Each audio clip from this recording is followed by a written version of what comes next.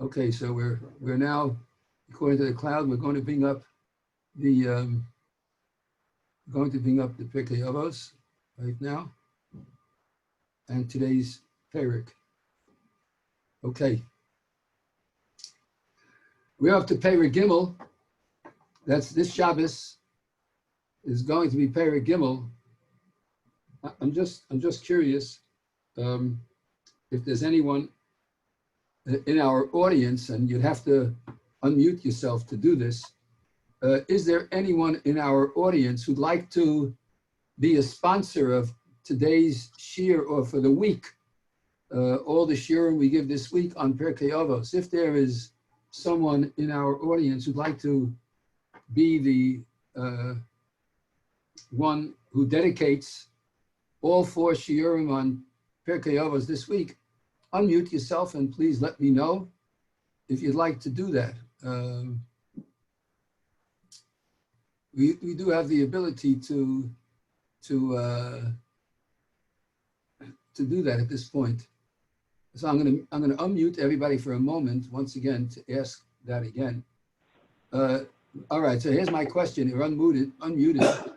Is there anyone who would like to dedicate this week's Shiurim on Pirkei Avos? If you'd like to, just let me know, please. And they'll be dedicated in Zecher Nishmas or for any other purpose, all the Shiurim of this week in Pirkei Avos. So if there's anyone in the audience who'd like to do that, let me know right now because I'm about to mute everyone again. Okay, Yitz Hashem, if you change your mind, please let me know. Thank you very much. We're muting everybody once again. Okay. All right, here we go. So we're about to begin Perik Gimel. And as we do every time we learn Pirkei Avos, we start with the statement, Kol Yisrael yesh lahem chelik le'olam haba. All of Israel has a share in the world to come. Shenemar, as the pasuk says, Va'amech kulam tzadikim, your entire nation is righteous. La'olam yeshu oretz, they shall forever inherit the land. Which land it's referring to is an interesting question, because if we're speaking about Olam Hazeh, then this is another one of the great hints to Tchias HaMesim, because we're going to come back and inherit the land even if we're no longer here. Netzar Matai, they are the branch of my planting. Maaseh Yodai Lehispa'er, they are the work of my hands, that I may be glorified, says Hashem. Today's Mishnah is Mishnah Gimel. I'm sorry, Mishnah Dalet over here in this section. In some it's Mishnah Hey. So there are differences of opinion as to exactly how to formulate the Mishnayos in terms of numbers, but nevertheless, this is our Mishnah. And our Mishnah says as follows.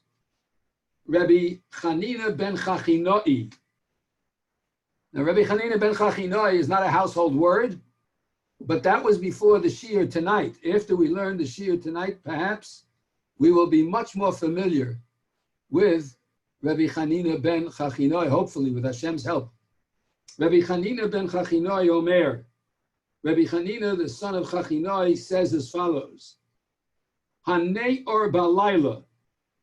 If someone stays awake at night, v'hamahalech b'derech yechidi, and or he walks on the road alone.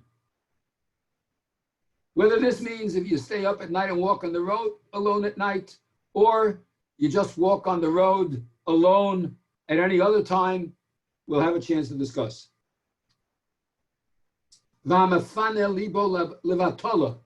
If someone turns his heart to batala. Now, the term batala, bitol, literally means nullification. But the concept of batala, when we're talking about human endeavor, means you're turning your heart to naught, to nothing, to something which is batel. It's batlonus. It's nothing but a waste of time. So if somebody is mefana his heart, he turns his heart. Mefana means clears out. If he clears out his heart and clears it out to do nothing more than batola, then hareze mischayev benafsho. This person is chayev. He is obligated to lose his life. He's mischayev benafsho. He is causing his own soul to be lost. Someone who stays up all night long doesn't take the opportunity to do what the night is for. Someone who walks on the derech alone. Someone who turns his heart to foolishness, emptiness, batola. Here's a person, whether he does all three or one, is harezem mischayev benafsho. This person is liable for his own demise, and he's responsible for the loss of his own soul. It's a frightening statement by Rabbi Chanina ben Chachinoi, who had the right to make this statement when you consider who he was and what he did. Our approach to understanding a Mishnah is not only what was said, but who said it and under what kind of circumstances it was said. The Gemara in Ksubis on Daf Samach Beis tells the story of Rabbi Chanina ben Chachinoi. Rabbi Chanina ben Chachinoi, he was a great sage, but it didn't happen overnight. He went to learn at the feet of Rabbi Akiva. He took along Rabbi Shimon ben Yochai. Rabbi Shimon ben Yochai was a chaver of his. And they went as young men. What happened is that Rabbi Chanina ben Chachinoi got married, and after living for a time at home, his wife, like Rabbi Akiva's wife, as Rabbi Shimon ben Yochai's wife, as many wives of many Talmidei Chachamim, before they had the gift of Lakewood Kolel, of Yerushalayim Kolel, of Panovich Kolel, of Telza Kolel, before the concept of people going to learn and others supporting them, they were willing to send their husbands to go and to learn, to be the anchor of the family according to the Torah teachings. And it would be in the concept of Hagisa Bahem Yomam V'Layla. You should be involved in the study of Torah day and night. So Rabbi Chanina ben Chachinoi went with Rabbi Shimon ben Yochai to learn at the feet of Rabbi Akiva. And he stayed there for many, many years. For 12, 13 years, he stayed by Rabbi Akiva. Now the Romans, as we know at that time, put out an APB, an all points bulletin, against anyone who was going to sit and learn Torah, that they would kill that person. Can you imagine? Can you imagine that the Romans, who the world looks to as the leader of modern government, the leader of the ideals of society, the Roman Greco culture, can you imagine that it gnawed at them? Someone wants to study Torah at the penalty of death? What kind of wicked, evil society is built on the ideals of such totally destructive people? And yet, the world exalts the power and the might of Rome. Oh yes, they were somewhat foolish towards the end. Oh no. It's a It's a total falsehood. The very foundations of their worldview were false from the beginning on, because they emphasized, as the Greeks, the body, the physical, at their own peril, because ultimately, when they only emphasized the physical pleasures of life, the society burned while they fiddled around with those pleasures. And Rabbi Chanina ben Chachinoi was of the great leaders of the Jewish people who took the risk. They took the risk of learning Torah despite the All Points Bulletin against any Jew who learns Torah. Rabbi Akiva was included. Rabbi Shimon ben Yochai was included, as we discussed when we learned about Rabbi Shimon ben Yochai. And they ultimately got a hold of Rabbi Chanina ben Chachinoi. And anyone who pays attention, when we read Eila Ezkira on Yom Kippur, you're going to notice that one of the Asara Harugei Malchus, one of the 10 men that were put to death by the Roman legions because they learned Torah, was none other than Rabbi Chanina ben Chachinoi. Now it happens to be that Rabbi Chanina ben Chachinoi stayed away, as we said, from his house for about 12 years, 13 years. He received a note from his wife. She sent a message. Your daughter, who you left when she was but a baby, she is now the age of a Nara. She's 12 and a half, capable of making a shidduch in those days.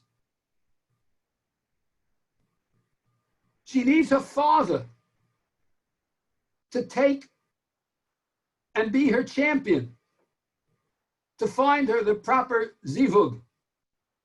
And so Rabbi Chanina ben Chachinoi made his way back home.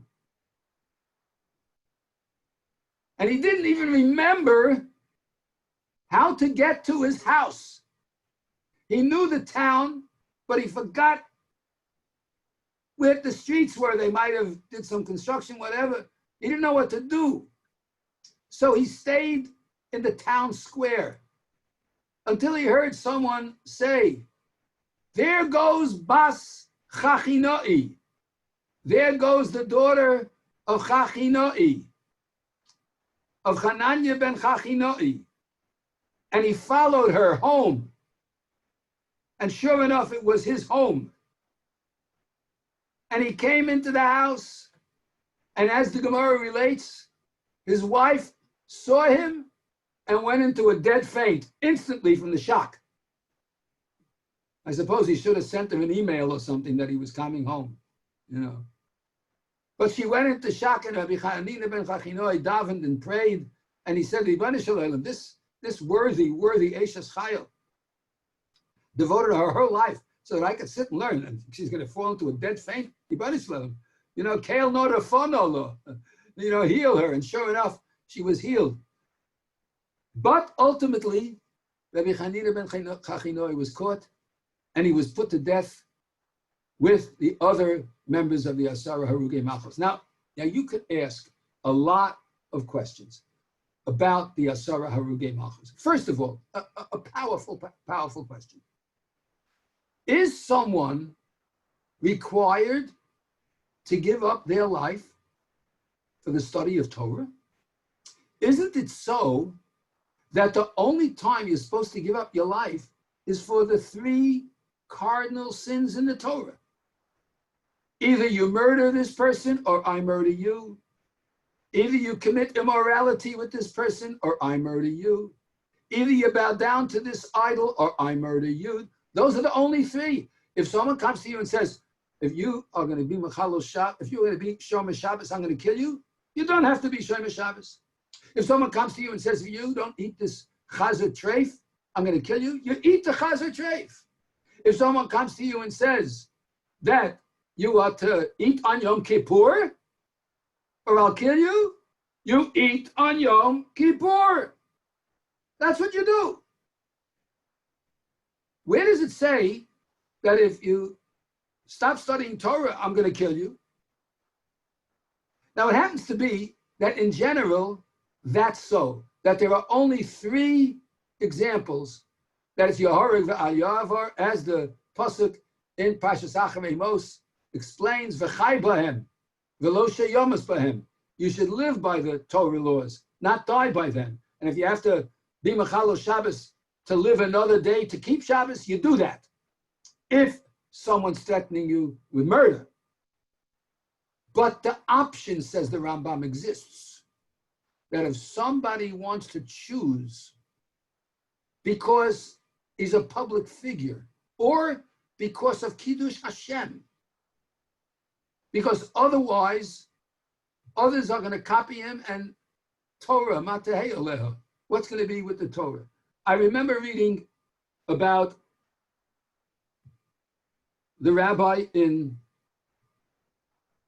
I don't remember if it was in the Nazi era or it was in the Spanish Inquisition. I don't remember. I know it was one of the books of the tradition that was passed on in a particular family.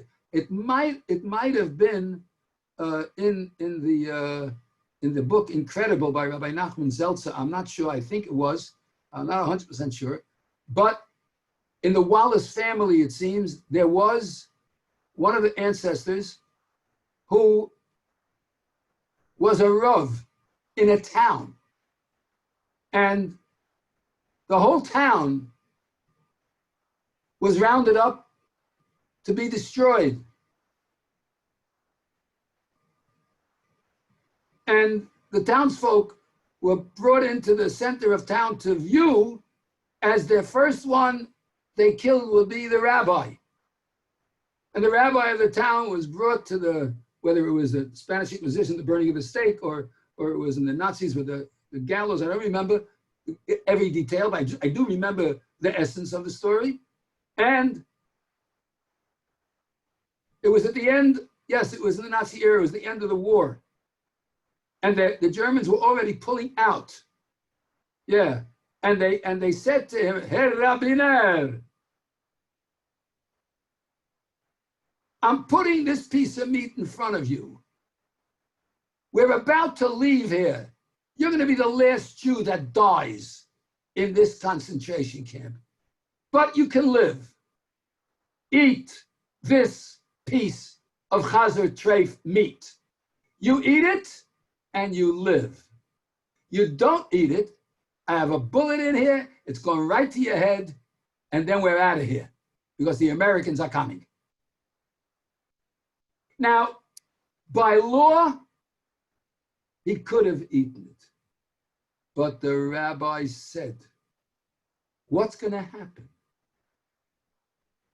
I'm going to be demonstrating that the Torah is not eternal.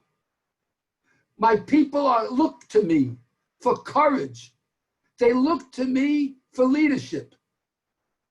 This is an example where I'm allowed, no, I'm required to die al Kiddush Hashem rather than publicly transgress even the smallest law. The Gemara says, Afilu ariksid nisana, even to tie your shoelace the wrong way, when it's involved with Chilul Hashem, you're not allowed to do it. If you tie your shoes according to the halacha, it's very interesting. There's a halacha about tying shoes. You always tie the left one first. You put the right one on first, then you put the left one, then you tie the left, and then tie the right. If a person, and the reason for this is because of tefillin, that tefillin is tied on the left hand. So there's a chazal in la halacha l'maisa, when they're rising in the morning, that's the way you're supposed to do it.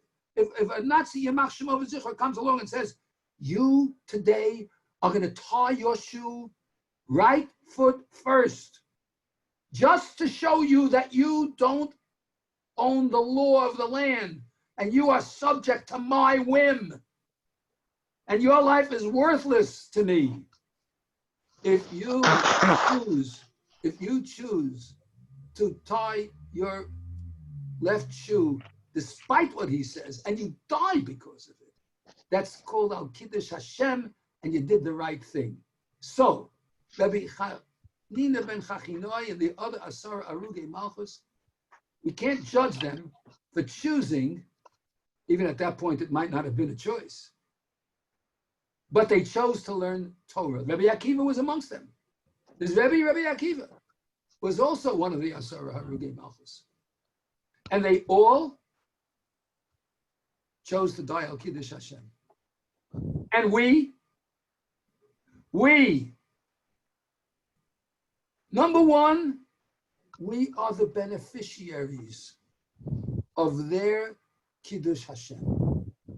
We have a soul, a collective Jewish and individual soul that will do everything in its power to maintain our ties with the Torah and with HaKadosh Baruch Hu who gave it to us. We will do everything in our power to maintain and grow in the spirit of the performance of the commandments in the Torah. And we who learn Pirkei Avos and study the great lives and see what they had to say, we are the ultimate beneficiaries of their martyrdom al Kiddush Hashem. And there are many who at the time, I'm sure, in Rome said, this shows that we are mightier. This shows that the Rome, the 1,000-year, the Reich, the 1,000-year Reich, it all crumbles in ash while the Jewish people are wearing tefillin to this day and keeping kosher to this day and keeping Shabbos to this day. And on Yom Kippur are reading about Rabbi Chanina ben Chachinoi and taking his lesson to heart as we ask Hashem for forgiveness on Yom Kippur, because we recognize that we are preceded by souls that transcended anything that food could offer. And while fasting on that day and reading about Eila Ezkara, we are demonstrating that the neshama that we live in is something that transcends our here and the now.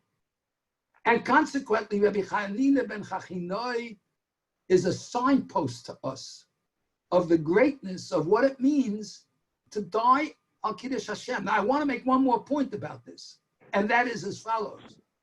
We are not faced with dying al Kiddush Hashem.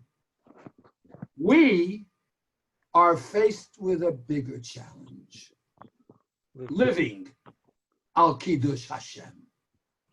We are faced with the challenge of living and sanctifying Hashem's name. You know, to die al Kiddush Hashem, it's a 1-second decision. It's all over in no time. But living al Kiddush Hashem lasts years and years and years.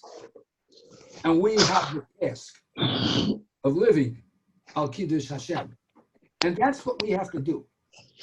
We have to live al Kiddush Hashem. And all of those who lived to this day al Kiddush Hashem, we live and we follow the commandments al Kiddush Hashem. We are the ones who ultimately will see the Torah's glory. We are the ones who are going to see the majesty of the Jewish people. Inside the heart, inside the neshama of every Jew is a soul of majesty. You know, picture, if you will, vistas of lofty mountains, majestic trees, the stars and sky at night, the Grand Canyon, Niagara Falls, the oceans, the mighty seas. All of that majesty doesn't approach the majesty that's in the neshama of each and every one of us.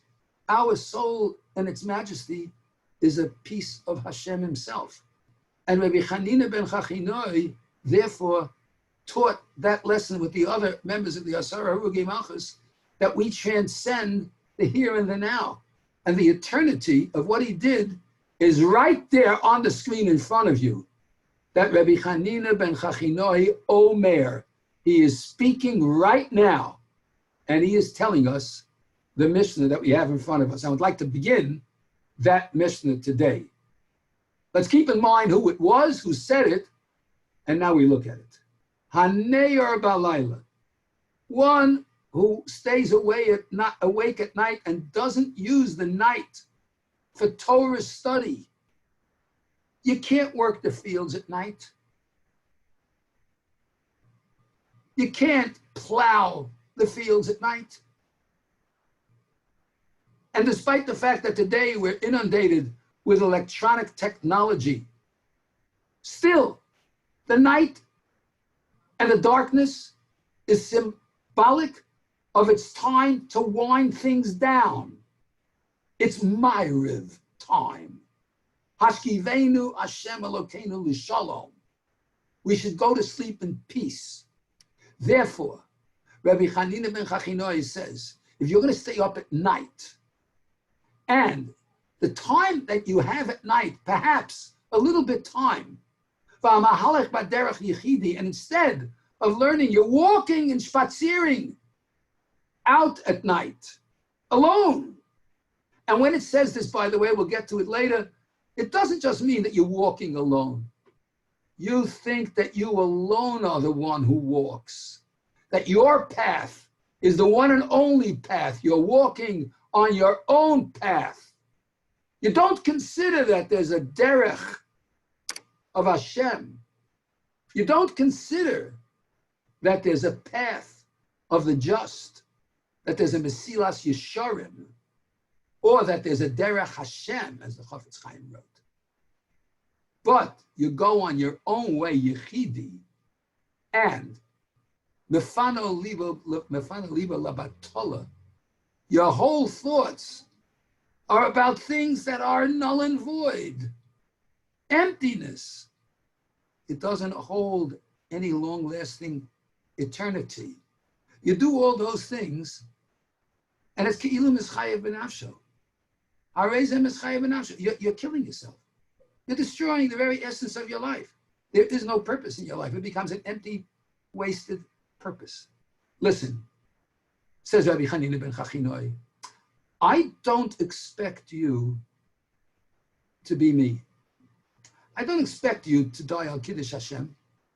I don't expect you to sit and learn Torah when your life is at stake. And even if you think that you can't learn Torah because you have to work to make a living, and it means that if I take out time for the study of Torah, my life is going to be at stake because I won't be able to make a living. Okay, so during the day, you can't learn. Let's agree on that. You can't grow in your Torah observance. You can't grow in your mitzvah quality. Okay, you have to go to work. I know, you go to daven in the morning, you 1, 2, 3, daven it up, off to work. I understand, you gotta be there on time. Wouldn't be a better idea if you came to shul on time too. Okay, you gotta be there on time. You finish davening, you run off to work, you work all day, and even some hours into the night, then you come home exhausted, unable to function. You want to go to sleep. I don't blame you. You're so tired. But let me ask you a question. When you get home and you're so tired, do you have to be Mahalach B'derech Yechidi? Do you have to go off and be Mefana Libo Levatola? Do you have to take your heart and waste it? Take 2 minutes, 5 minutes before you go to sleep. Learn one pasuk, one Mishnah. When you get up in the morning, right after davening, before you run out Open a chumash, say one pasuk. Open a mishnah, say one mishnah. Halacha, one halacha. One. 2 minutes, 5 minutes. That's all. But if you, instead of grabbing those minutes, you are ne'er balayla without any of those things, and you're mafana libo levatala, you're mahalik b'derech yichidi, you're mafana libo levatala. So what are you telling me? I have no time during the day. It means you have the time, but you're wasting your time because you're mafana libo levatala. There's no point in it. They used to ask Rabbi Yisrael Salanta, one Talmud, the famous father of Musar. He came to Rabbi Yisrael Salanta. He said, Rabbi, I don't know. I only have 10 minutes a day to learn. What should I learn? Should I learn Chumash? Should I learn Gemara? Should I learn Halacha? Should I learn Navi? Should I learn Musar? What should I learn? So Rabbi Yisrael Salanta supposedly said to him, learn Musar. So the Talmud said, Musar? You mean I shouldn't learn Tanakh or Shulchan Aruch? Musar? He said, yeah, learn Musar. He said, Rabbi, tell me, why should I learn Musar? Why is that the number one thing? Rabbi Yisrael Salanta said, listen, my young man, my young friend, because if you learn Musar, you'll see you have a lot more than 10 minutes a day to learn. That's why. If you'll take what Rabbi Chanina ben Chachinoi says, and you'll keep it in mind, okay, we can't be Talmidei Chachamim. We're not supposed to give up our lives like Rabbi Chanina ben Chachinoi, but let's do what we can to not stay up late at night doing whatever, walking our own path and not taking the ideals of our sages who set a path and turning our hearts to Batala. It's as if we're just throwing away our lives because there's no point in it at this point. It's just an excuse. So Chanina ben Chachinoi is giving us a little bit solid direction over here. I want to tell you that the Chofetz Chaim tells a mashal. He says there were 2 young men traveling, and they were walking through the woods, and they had to get to the big city, and they came to a stream, and the stream had rapids, and they had to get across the rapids safely. They didn't know how to get across the stream safely. They went up the stream this way a mile, down the stream this way a mile. There was no crossing that would afford them the ability to easily cross the stream. So they came back to the midpoint and they looked around to see if they could plot a way to get across the stream, when they noticed on the other side of the stream was an elderly gentleman reclining under a tree and reading a book of some kind. And he looked like a sagely person. And they screamed across the stream. They said, "Old man, how do we get across this stream safely? It seems impassable, but you're on the other side, so you must have gotten there somehow. Can you tell me how? Can you tell us how to go?" The man said, "Yes. Many years ago, I crossed here, and I want to tell you, it hasn't changed. Here's what you do. You jump to this rock, but be careful, it's slippery.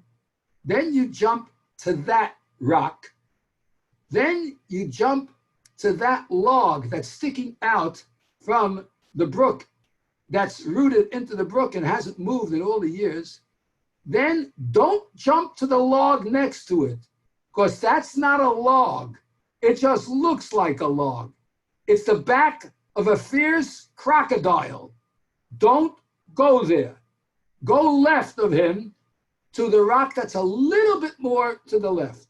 Because if you jump over there, he might bite your leg off. So watch out." And so he gave instruction to the 2 young men to get across the ford safely. One young fella said, this man is a sage, and he's done it. I I'm going to follow his advice. And even though it looks a little scary, but he did it, we can do it too. And the other one said, he's an old man. What does he know about the current? What does he know about the contemporary wisdom? You know, people, anyone who falls for contemporary wisdom, I warn you that in the word contemporary is the word temporary. Contemporary wisdom is very, very temporary. So this other fellow says, he doesn't know what, I'm going to find another way. I'll see you on the other side. And the young boy who listened to the sage took his chances and he jumped from rock to rock to log to rock to this to that. It took him a while and he slipped and got a little wet along the way, but he made it across and he was safe.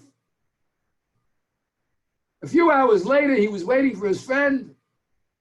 His friend, many hours later, finally showed up. His clothes were ripped.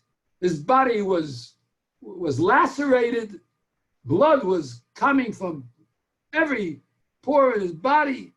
He was barely able to walk. He was totally disheveled and unkempt. But they both got across to the other side, says the Chafetz Chaim. So everyone's going to get to the other side. Every one of us is going to get across that divide, that roaring brook. Everyone's going to get there. If you listen to the sage who knows how to get there by charting the path that the Torah delineates for the Jewish people, and you jump where you're supposed to jump and watch where you're not supposed to, and don't step on crocodile heads, you're going to get there okay. The other guy's going to get there too. Oy. But what you're going to look like when you get there, what shape you're going to be in by the time you get there, heaven forfend. Chas v'chalila. Hashem yirachem, Hashem should watch out for every one of us. So Rabbi Chanina ben Chachinoi is giving us a little bit of that musar, and he's telling us a little bit about how to get across to the other side. And sometimes we don't always get across like we want to. Sometimes people like Rabbi Chanina ben Chachinoi were willing to sacrifice their lives for the ideal and principles that we don't have to do that for, but that we have to live for. Our challenge here in our time, with all the unbelievable amount of gifts that we possess, all the pleasure we own, all the wealth we have, all the comfort that we have, and all the ability to grow and learn that we have, if we take Rabbi Chanina ben Chachinoi's words a little bit to heart, we're going to find that we really can be quite successful. And we will be v'chai bohem. We will live by the teachings of the Torah. So that's tonight's beginning shiur on this Mishnah. We're going to continue with Yetz Hashem tomorrow night. Once again, anyone who'd like to sponsor or dedicate any of our shiurim for the week, you're unmuted now. You can tell me if you'd like to sponsor it. You're more than welcome. Somebody would like to. We are now going to go to the Mishnayos. So we're going to stop the recording, and we're going to go to the Mishnayos. Okay.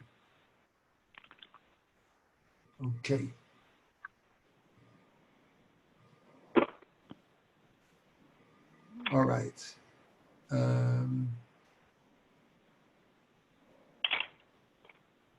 Where is the record?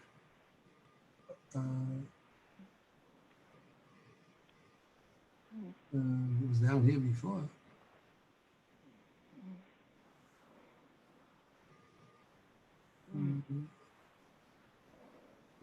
Here it is. Here it is. Stop recording. Okay, we got it. Okay.